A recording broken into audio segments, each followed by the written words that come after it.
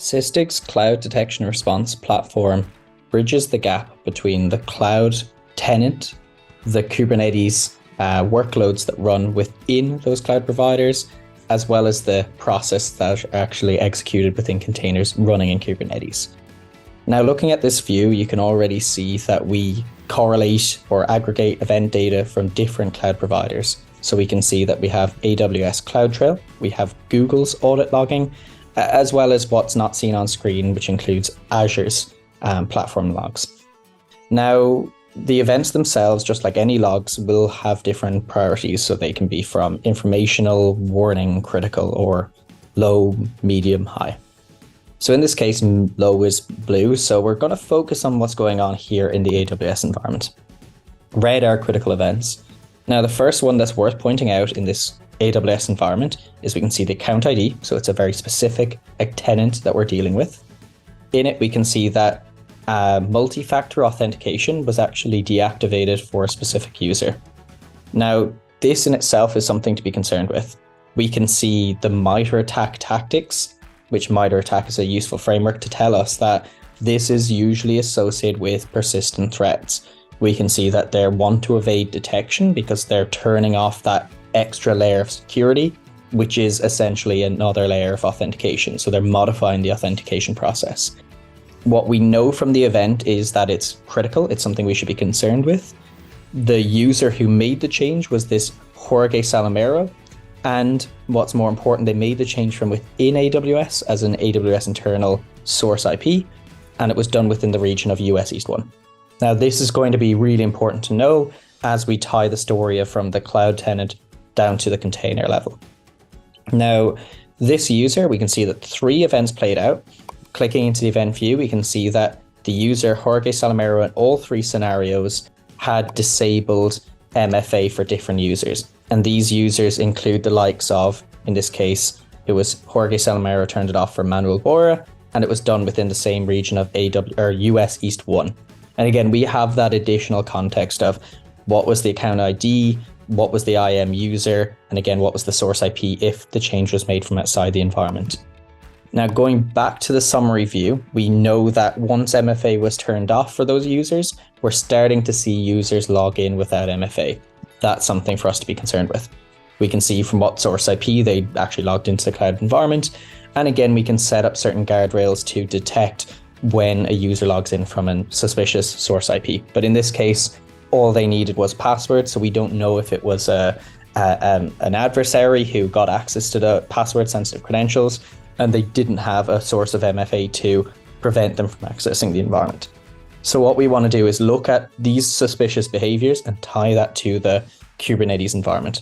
So clicking on Kubernetes activity, we then have a view of different clusters that are running within Kubernetes. Simply typing AWS, we can then filter down to the only Kubernetes cluster that was running in AWS. However, that is pretty generic, especially if I have multiple AWS environments. So what you might want to do is tie in US East, for instance, and get the specific region where those changes were happening. As we saw earlier, the user disabled MFA on a specific region for a specific user, then we want to drill down further to see what happened in that region, again, potentially by the same user. Now, like we mentioned already, events can be triggered as informational, warning, critical. So we're going to focus again on the critical activities that are played out. One of which I'm quite concerned with is this detecting crypto miners using Stratum protocol. There's no reason why internally that we would be testing a crypto mining. And especially we would know whether or not that's an approved protocol that we would communicate over. So clicking into the event, we get a bunch of, again, context at the workload level that we can say, okay, it was a successful process that played out, but this doesn't necessarily bridge the gap on itself between the cloud tenant and the workload. What we want to do then is click into the event view. By clicking into the event itself, now we get a much better picture. We can see from this Falco, which Falco is used under the hood, the open source technology for detecting runtime threats. We can see that a single system call that detected the use of Stratum protocol, we tie that with the other audit logs that we have to get that end-to-end story. So it says who. We can see that the user was running as a group, as a root group and it was the root user. So we can see that context under who. Now we know that, correlating to what we talked about earlier, this incident occurred in the AWS region of US East 1. So we know that, is it not just a coincidence that the user disabled MFA, can now access the environment and are now running CryptoMiner in the same region? Similarly, we tied into the Kubernetes audit log to be able to say to which cluster did the CryptoMiner action play out in. Again, what was the deployment name? And when that deployment was created, what was the pod name and to which node was it running on? So we get all that additional context of within Kubernetes to filter it down and be more granular because of the Kubernetes audit logs. And as well as that, we talked about the system call a while ago. That gives us the container level visibility to say, what was the container image that was run? So again, was it run by a third party, a malicious image that they're running, or is it just a compromised existing running workload? So we know that in the namespace crypto mining demo that we saw in the Kubernetes view, we can see that the container is now running with the relevant label of crypto mining demo. So it was run specifically for that reason, as opposed to being hijacked. It was actually created for this purpose. And we get the additional context of the workload to see from the system call that, for instance, it was run from the temp directory within that container. They ran GCC at that exec path. And we can see from the GCC command itself, we can see that it's clearly using stratum TCP command is run. So we know what is going on at the workload process. We know that it was a successful command that was executed. And then we know what container image was tied to it. We know to which cluster, to which network namespace it was running in. So from an incident forensics and response approach, we have all of the end-to-end context, all of the different logging sources to tie it together that we can respond to say, this was a network threat that played out inside our Kubernetes or cloud native environment. I can click on network activity to then give myself a full topology view specific to that my network namespace we talked about earlier, crypto mining demo. We know that in the namespace there was a pod called Security Playground, but from a Stratum perspective, we can see what are the ingress and egress requests. We know that the likes of curl and GCC are used. The GCC command was actually executed to talk to port 333, and again the origin is an external IP, and that was visible from our topology view.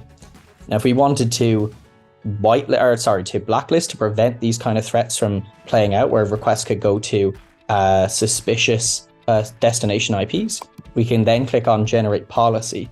What this does, it creates a Kubernetes native network policy to say, what was the current expected behavior? Well, we shouldn't have ingress traffic, so we're denying that. But for egress, we're only going to allow, well, pretty much any network namespace selector can be used, but we're only going to allow UDP port 53 traffic. Anything that isn't UDP 53 from an egress, what we talk out to, that comes from pods that are labeled as Security Playground, we're just going to deny those requests. I mean, we have no reason to allow them. So any egress that goes out to, for instance, GCC over port 3333, it just can't happen because of network topology, or because of the network policy that was generated. But this is somewhat reactive.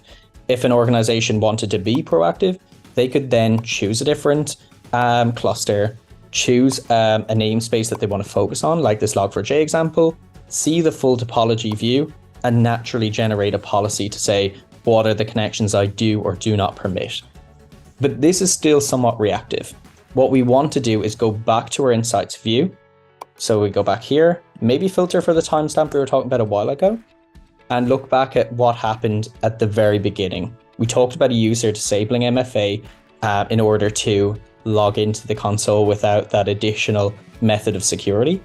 But if I wanted to limit their blast radius, essentially prevent users from creating EKS clusters if they have no permission or no right to be doing so, or essentially just limiting what they can do within the environment to what they normally do in the case of account compromise, we can then click on identity and access, see the different users, what permissions are assigned to them, but more importantly, what permissions they're actually using. So in this case, we focus on the unused permissions. That's the real risk. So we talked about Jorge Salamero. He was the one responsible for this whole incident, was the user here. We can then click into identity access, focus on Jorge Salamero.